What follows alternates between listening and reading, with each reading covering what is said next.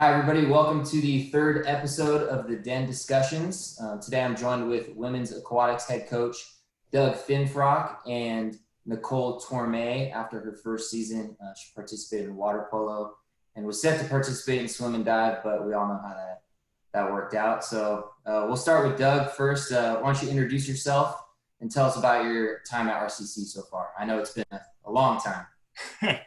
Yeah, Doug Finfrock, women's water polo and swimming. I was thinking about it this morning, and this is the 18th year. So I've been around, played at RCC for 2 years back in the late 90s. And then right when I graduated college, came back and started coaching with Dave Almquist. 10 years of time with him as an assistant, and then I had an opportunity to take over the program 8 years ago. So it's been good. All you know is RCC pretty much. Hey, that's all there is.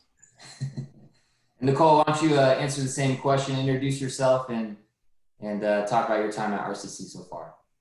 So far, obviously, we did water polo and was looking forward to having swim, but, I didn't really know where I wanted to go to school, and RCC was down the street for me, and the coaches were awesome. So, I loved my last year, and everything's going as well as it can right now. So I'm really happy that I chose to go here. Perfect. And we'll kind of stay on that topic, Nicole. I know, it's pretty tough right now, staying involved academically and obviously as much as you can athletically. How have you been balancing being away from the pool? What have you been doing to stay focused, prepared, in the classroom and also, getting ready for your potential return? So for sport-wise, what we've been doing is we've been doing some Zoom workouts. We do them 4 times a week, strengthening, yoga, different things like that. And I know we've talked about possibly going over film in the future. And Doug's been having us do discussions on certain plays or just trying to keep our mind fresh and, academically and trying to keep it all together. I've just been trying to keep a routine, a schedule. It's hard to have it because these are times where we don't know what's going to happen. So just knowing that I'm going to have my Zoom workout, I'm going to have my Zoom classes, just trying to keep myself on a schedule. That way I don't go crazy or I'm not just not doing anything productive. And I think a lot of kids are in that same boat where the main thing right now is they're just trying to stay on a routine and keep themselves scheduled. Definitely. I know that's pretty tough to do, but you got a good support system in Coach Finfrock and that aquatics program. So, we have no doubt that you're, crushing it right now. And while we were in season, I mean, you had a fantastic inaugural year. You were first team all conference selection. You were, could have been borderline an MVP. You had 52 goals, which was second on the team. You had 117 steals, first on the team, obviously, but second in the state. Just kind of talk about your first year. How did you stay prepared as an attacker? What was your mindset going into the year? Did you think that you're going to have a great year like you did? Just walk us through it a little bit. So I didn't really know what to expect coming into RCC. I knew that Coach Doug and Sarah were amazing coaches, but I didn't really know what I was going to get out of it. And so I remember before I came, Doug kind of sat down and we talked about what my goals were for the season. And I did better than I thought I was going to do, based on the steals and everything like that. And I think one of the things that helped was, I was training a lot harder than I was in high school. I was working with different people. I had better chemistry with some of the girls that definitely have really helped, especially in the steals. One of my teammates, Maria, we kind of connected and figured out, okay, you're going to get the steal and then we're going to work the play from here. And just kind of knowing all the scenarios of the game and repetitive practicing and working with your team. And I didn't really know too many girls coming in here, so I didn't know the team dynamic. But once we started practicing and, after our first tournament, I was oh my gosh, we're going to do really well. Everyone's getting along, we all want to get better and win state championship. So it definitely exceeded my expectations that I had, which was amazing. And I'm just kind of bummed that we don't know what's going to happen this season, but yeah. Yeah, well, definitely we love watching you play. Obviously, you could see that, cohesive unit. it was a pretty deep roster too. And I know sometimes with deep rosters that's not always the case, but, Doug, we talked about that, early on. It was hard to keep that roster small because you had such talented girls like Tormey. So kind of talk about, your team this past year. Obviously you made it to another state championship. It's the 14th time you've done it in the last 17 years and the 6th time in the last 7 years. So just kind of talk about, how you keep repeating and being so competitive, not only at a conference level or regional level, but at a state level as well. I don't know, man. I think it's a combination of things. We recruit very hard. And I know Jason hit on this a couple weeks ago or whatever, but we have an excellent staff. And Sarah Greenwald, not an assistant coach by any means. I mean, she used to be the head coach at Cal State San Bernardino. I was able to get her over on staff. So we're very fortunate to have 2 head coaches and a coach that will go out and help me recruit and identify talent. And I think that's really important, is that we got to go out and recruit hard and get the right kids in there. And then after that, they deserve the credit. These young ladies come in and they buy in. They understand that we have a goal of winning a state title. They understand what it's going to take to put ourselves in a position to have that opportunity. And they put the work in. And so the credit really goes to them. They're willing to put the work in. We're there to help guide them along the way. And, just trying to get a little bit better every day and make small improvements. And then by the end of the season, put that thing together and be playing our best ball. Absolutely. And you can see it. I mean, you've coached a plethora of, talented girls. You've had back-to-back OEC Players of the Year in Hannah McCarley. And then this past year, Maria Roldan. And then, the young lady below you right now, Nicole, is probably, up in the conversation. When you're recruiting players, what do you look for? Do you look for those types of players, or do you look for girls that can just get in the pool, mesh together well, and get you some dubs? Or you see those players, you're just trying to find the MVP candidates? I think we take all those things into account. You're looking for young ladies that get along well with their teams, that have good chemistry, good personalities. Work ethic's really big. But we've gotten quite a few young ladies too that have been overlooked by their high school programs and maybe haven't gotten the opportunity, and we see potential in the way they play and some of their fundamental skills. So we kind of take it all into account and weigh it out and look at what we need and then work from there. But we've been really fortunate. I mean, it's not every day that you get an opportunity to work with young ladies like Nicole and Maria. And there were so many different talented young ladies on that team. I mean, we had some sophomores in Michelle Hiller and Hannah Piercy that did a great job for us. Maddie did a great job in the goal. And then quite a few freshmen that, to be honest, we were looking forward to this year because they really they improved throughout the course of the year, and it was going to be their time to shine. And so hopefully it's still an opportunity to play this year. But, Dory Phillips and Savannah Seipert and some of those other young ladies were really playing well at the end of the year, and we were excited to see what they were going to do their sophomore season. When you say those girls, I think about how they transferred to pretty successful 4-year universities, Button going to UCSB. I think Piercy went to East Bay. I could be wrong, but I know, and Michelle Hiller to Cal Poly Pomona. How does that make you feel as a coach? You're successful, in the pool at RCC, but when you see these girls move on to 4-year colleges and, go and play at the next level, how does that make you feel as a head coach?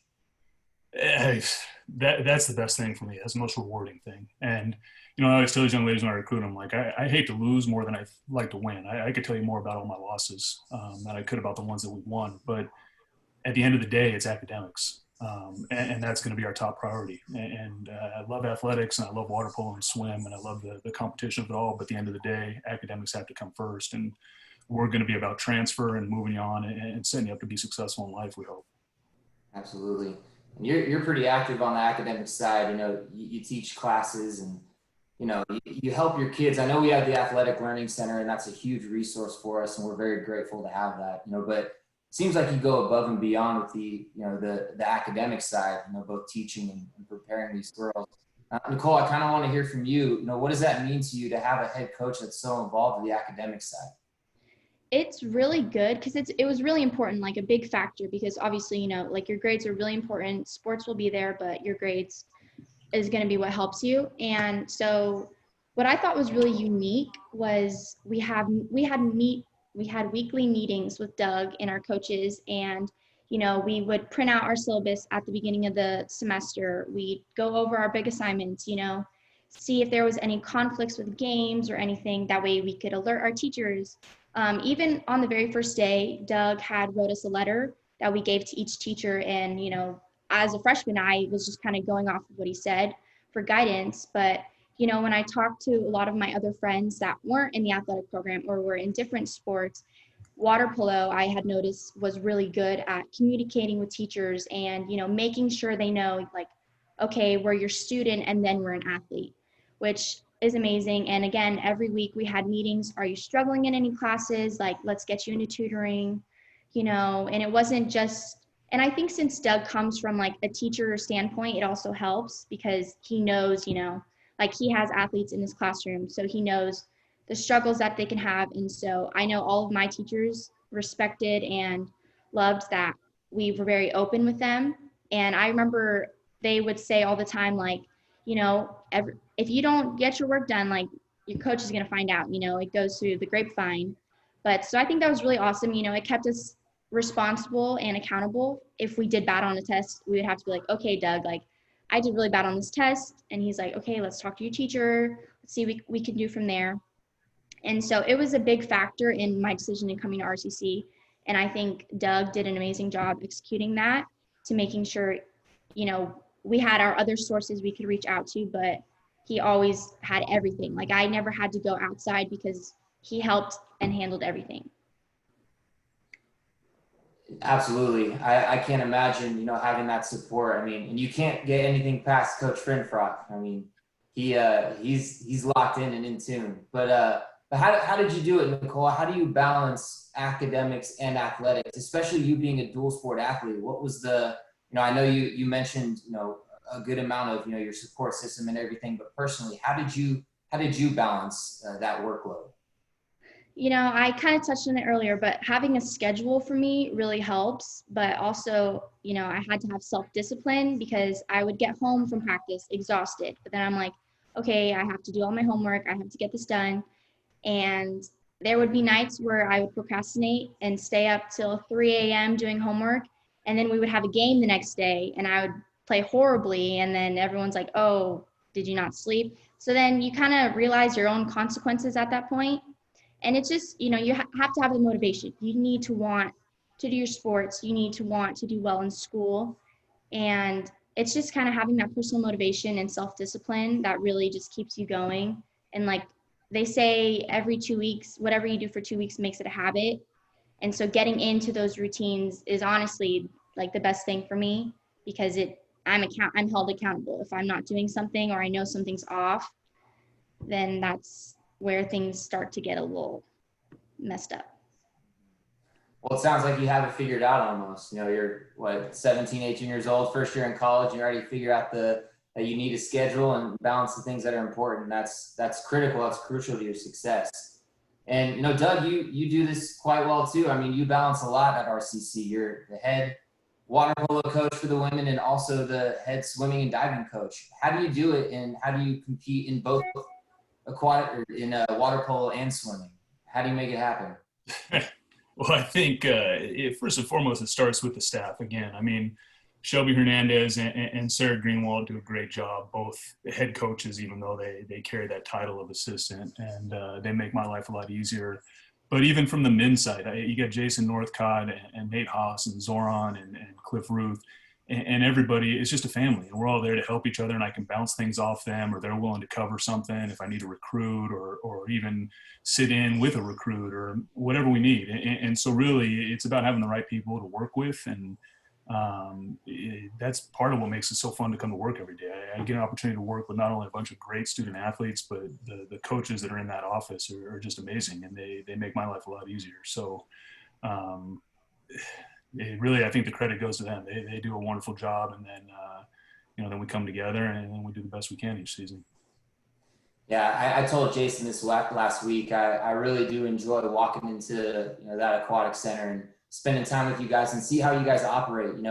Everybody from Cliff to you, Jason, Shelby. I mean, it's a fun crew. The only bad part about that crew is that you're all pretty much Dodger fans. And Cliff's a Yankee guy too. But yeah, other than that, it's nothing but Dodgers in that office. That's why I gravitate towards Cliff a little bit more.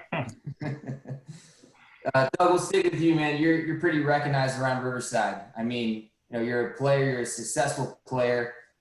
You were inducted into the Riverside Sports Hall of Fame Wall of Distinction as a player, and recently you were inducted as a coach to the Wall of Fame distinction. I'm going to read a couple of stats off for you. You made your overall record at RCC is 183-38, which is fantastic. A 36-3 OEC mark. You were the 2013 3C2A Coach of the Year, 2015 SoCal Regional Coach of the Year, and 2015-16 OEC Coach of the Year. That's an incredible resume.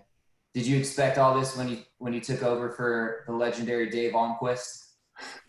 No, not at all. I mean, look, I was fortunate that I got to play for Dave Almquist and got to learn a lot from him as an athlete. But then getting to coach alongside him for 10 years and his confidence in me to give me more and more responsibility, it just helped us out throughout the years and let me develop. But those honors, we're in for the state titles.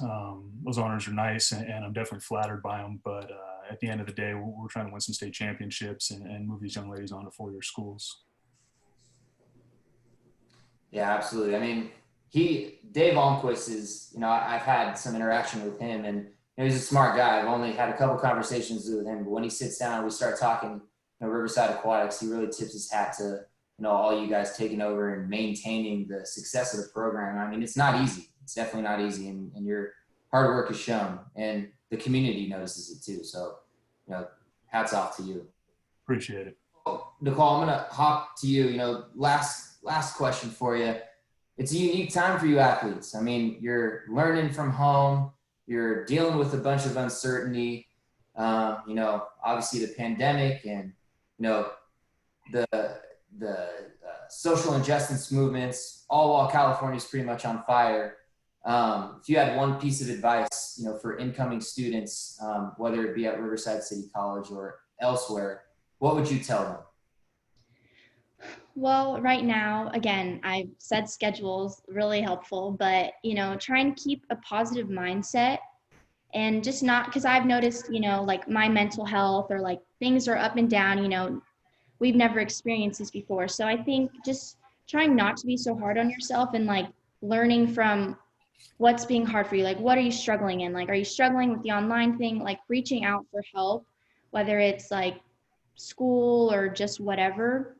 And just trying to figure out what's going to work best for you and just not being so hard on yourself if you're struggling or you're like, I don't know, but just trying to have more of a positive mindset in this dark time that nobody knows what's happening with, and just trying to stick to an everyday thing so you can just become more comfortable with whatever you're doing.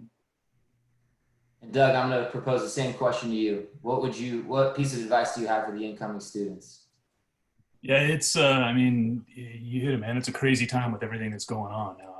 It just seems like one thing after another, but I think Nicole's on point. It's an easy time to be negative and be down on a lot of the stuff that's going on. But I think that there's some positives coming out of this. And if you can try to focus on those, I know for me personally, spending more time with my kids and my wife has been phenomenal. I don't ever get this much time with them, and I've enjoyed every minute of it.